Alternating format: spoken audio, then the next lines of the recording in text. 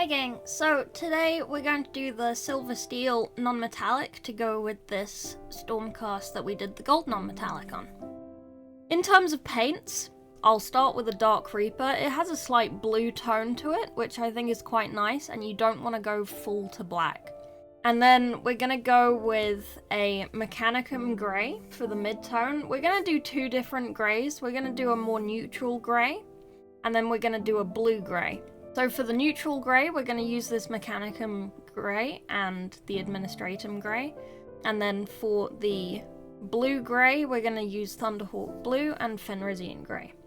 So again, decide where the lighting was on the gold. And then you want to do your little highlights to mark where you want them to be.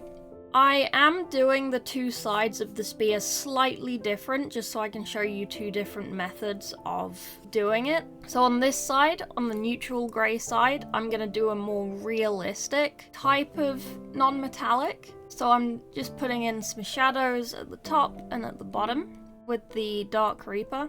Then I'm just going to blend up the Mechanicum grey. On the more realistic side of the spear, we're essentially going to have three light spots.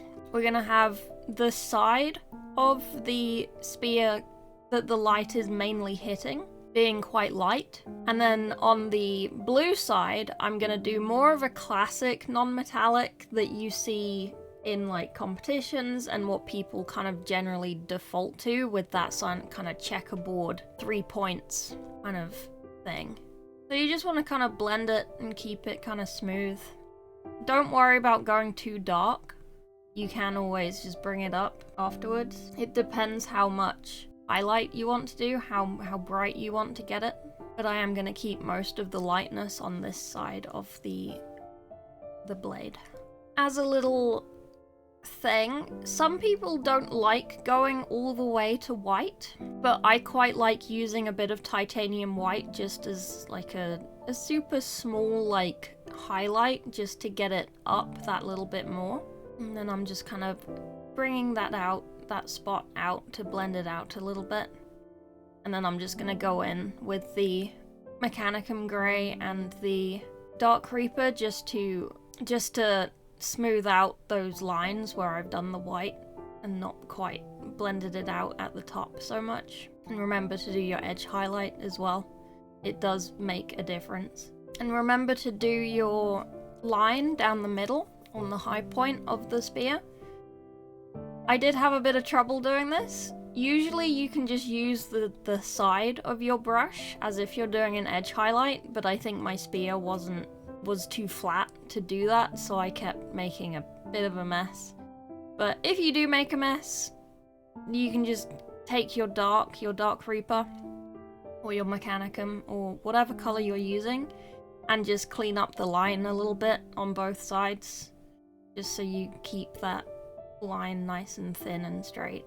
And then also having that dark right next to the center highlight line makes it look a lot brighter just because of that contrast difference. Again, just going in with the white and just blending that out. I had a lot of trouble with this white. It was so chalky, it dried so fast, it was really hard for me to blend it out.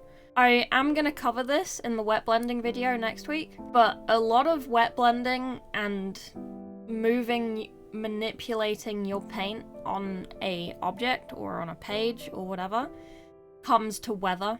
It's really cold here at the moment and it's a bit dry in the air, so the paint is drying super fast because the air is just sucking the moisture out of the paint. So I was having a lot of trouble doing the blending on this, and you'll see it as well in the wet blending video next week. I had a bit of trouble keeping the paint wet enough for the actual blending to happen, but I did my best for the tutorial.